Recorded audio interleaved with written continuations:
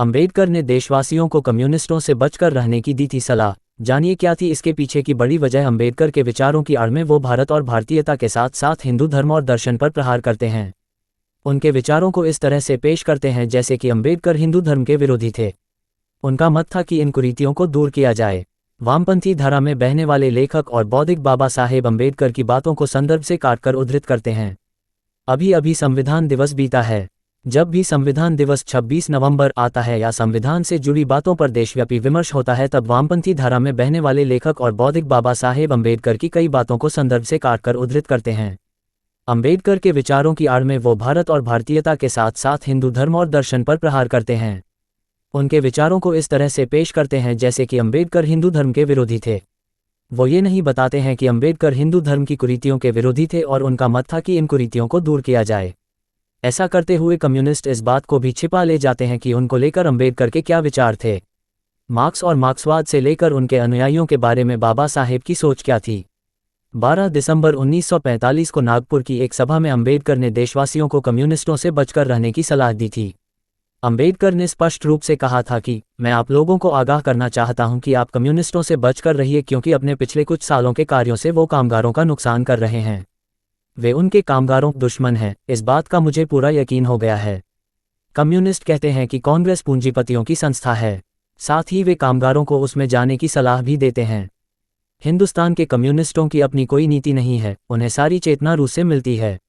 अपने इस कथन से अंबेडकर ने स्पष्ट कर दिया था कि अपने देश के कम्युनिस्टों की चेतना का आधार रूस से आयातित विचार है और वो कामगारों या मजदूरों को भ्रमित कर कांग्रेस को मजबूत करना चाहते हैं। अंबेडकर की ये बातें स्वाधीनता के बाद भी सही साबित हुई। कम्युनिस्टों को जब भी मौका मिला उन्होंने कांग्रेस का समर्थन किया, सरकार बनाने से लेकर देश में इमरजेंसी लगाने तक में। आज भी कर रहे हैं। आज जब कम्युनिस्ट पार्टियां अपने अस्तित्व को बचाने के लिए संघर्ष कर रही हैं तो उनको कांग्रेस में ही अपना भविष्य नजर आ रहा है। कम्युनिस्ट विचारधारा के अनुयायी लगातार कांग्रेस को मजबूत करने की बात इंटरनेट मीडिया के अलग अलग मंचों पर लिख रहे हैं। अंबेडकर ने नागपुर की ही सभा में देश के दलितों को भी कम्युनिस्टों से आगाह किया था। अंबेडकर ने कम्युनिस्टों के बारे में कहा था कि वे अब हमारे संगठन में घुसकर अपनी हरकतें करने लगे हैं। इसलिए मैं आप लोगों से यही कहना चाहता हूं कि आप लोग कम्युनिस्टों से बचकर रहिए। उन्हें अपने शेड्यूल कास्ट फेडरेशन का उपयोग अपने प्रचार के लिए मत करने दीजिए। अब 1945 में कहे गए बाबा साहेब के शब्दों पर गौर करें तो स्थिति और स्पष्ट होती है।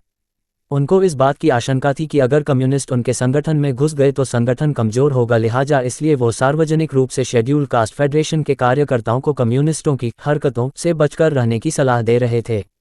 अंबेडकर की इन बातों की चर्चा कभी भी कम्युनिस्ट नहीं करते हैं। अपने बौद्धिक विमर्शों में भी अंबेडकर की आलोचना पर ध्यान नहीं देते हैं। बाद के दिनों में या अंबेडकर के निधन के बाद तो वो समानता के सिद्धांत के आधार पर उनको भी वामपंथी विचारधारा के करीब दिखाने और प्रचारित करने की कोशिश करते रहते हैं। वामपंथी कभी भी इस बात की चर्चा नहीं करते हैं कि अंबेडकर की राय मार्क्स या उनके सिद्धांतों को लेकर क्या थी। 20 नवंबर 1956 को अंबेडकर का नेपाल में दिया गया एक भाषण है जिसमें उन्होंने बुद्ध और कार्ल मार्क्स पर विचार किया था। अपने उस भाषण में अंबेडकर ने मार्क्सवाद की तुलना में बौद्ध दर्शन को श्रेष्ठ और स्थायी माना है। अंबेडकर ने साम्यवादी जीवन मार्ग और बौद्ध जीवन मार्ग को लेकर अपने विचार रखे थे। उसमें अंबेडकर कहते हैं कि जो जीवन मार्ग अल्पजीवी होगा, गुमराह करने वाला होगा या अराजकता की ओर ले जाने वाला होगा, ऐसे जीवन मार्ग का समर्थन करना उचित नहीं होगा। साफ है कि वो साम्यवादी जीवन मार्ग का निषेध कर रहे थे।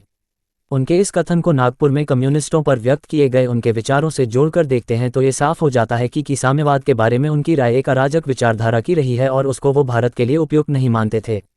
अंबेडकर ने मार्क्सवादी सोच को व्याख्यायित करते हुए कहा था कि साम्यवादी विचारधारा का मूल सूत्र यह है कि दुनिया में शोषण है। यहाँ अमीरों की ओर से गरीबों का शोषण हो रहा है क्योंकि धनवानों में धन बटोरने की होड़ लगी हुई है। इसी होड़ की वजह से पूंजीपति लोग मेहनतकश वर्ग को गुलाम बना रहे हैं और इसी प्रकार की गुलामी दरिद्रता और निर्धनता का कारण बनती है। कार्ल मार्क्स ने गरीबों के संबंध में या मजदूरों के शोषण के संबंध में सवाल उपस्थित कर अपने साम्यवाद की नींव रखी, लेकिन अंबेडकर इसके सूत्र की तलाश में बौद्ध दर्शन में जाते हैं और वहां से अपनी बात उठाते हैं। उनका मानना है कि बुद्ध दुनिया में दुख की बात करते हैं और बुद्ध ने भी शोषण से पैदा हुए दुख और दरिद्रता के आधार पर अपने दर्शन की नींव रखी। यहाँ अंबेडकर बहुत स्पष्ट रूप से मानते हैं कि मार्क्स कुछ नया प्रतिपादित नहीं करते हैं, बल्कि उनके सिद्धांत के सैकड़ों साल पहले बुद्ध ऐसा कह चुके हैं और इससे मुक्ति का मार्ग भी सुझा चुके हैं। अंबेडकर बुद्ध और मार्क्स के सुझाए मुक्ति के मार्ग के बुनियादी अंतर को भी बहुत साफगोई से जनता के सामने रखते हैं। उनका मानना है कि साम्यवाद की स्थापना के लिए मार्क्सवादियों का रास्ता हिंसा का है और वो अपने विरोधियों को नष्ट कर लक्ष्य हासिल करना चाहते हैं। बुद्ध का रास्ता इससे बिल्कुल अलग है।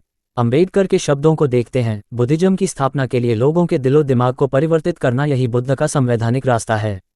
बुद्ध अपने विरोधियों को डरा धमका कर या सत्ता के बल पर पराजित करना नहीं बल्कि प्यार और अपनत्व की भावना से अपना बना लेना है। बाबा साहेब साम्यवाद के गैर संवैधानिक तरीकों को रेखांकित करते हैं और कहते हैं कि साम्यवादी मनुष्य को खत्म करने के सिद्धांत पर अमल करना चाहते हैं, लेकिन अगर मनुष्य ही नहीं रहेगा तो न तो कोई प्रतिकार कर पाएगा नहीं विरोध, तो ऐसी सफलता तो सिर्फ दिखावा बनकर रह जाती है। अंबेडकर ने साम्यवादियों के मजदूरों की तानाशाही, डिक्टेटरशिप ऑफ प्रोलेटेरियत और उसको स्थापित करने के खूनी क्रांति के सिद्धांत को भी कटघरे में खड़ा करते हैं। अंबेडकर के प्रश्नों का उत्तर वामपंथियों के पास नहीं है, लिहाजा वो संदर्भ से काटकर सिर्फ ये कहते हैं कि अंबेडकर ने मार्क्स और बुद्ध के सिद्धांतों में कई समानताएं थीं, पर इस बात को नज़रअंदाज कर देते हैं कि लक्ष्य तक पहुंचने का दोनों का रास्ता बिल्कुल अलग है। बाबा साहेब ने हमेशा ही साम्यवादियों के रास्तों को खारिज किया, उसके लिए वो बुद्ध के सिद्धांतों को अपनी वैचारिकी का आधार बनाते हैं। अंबेडकर ने साम्यवाद के विदेशी दर्शन पर भारतीय दर्शन या भारतीय सिद्धांतों को प्राथमिकता दी। आज जब हम स्वाधीनता का अमृत महोत्सव मना रहे हैं तो बाबा साहेब भीमराव अंबेडकर की देश की माटी से उपजे विचारों को समग्रता में एक बार फिर से देश की जनता के सामने लाना चाहिए। सूचना सिर्फ मान्यताओं और जानकारियों पर आधारित है। यहाँ ये बताना जरूरी है कि यह मेरा वीडियो किसी भी तरह की मान्यता, जानकारी की पुष्टि नहीं करता है। किसी भी जानकारी या मान्यता को अमल में लाने से पहले संबंधित विशेषज्ञ से सलाह लें। धन्यवाद।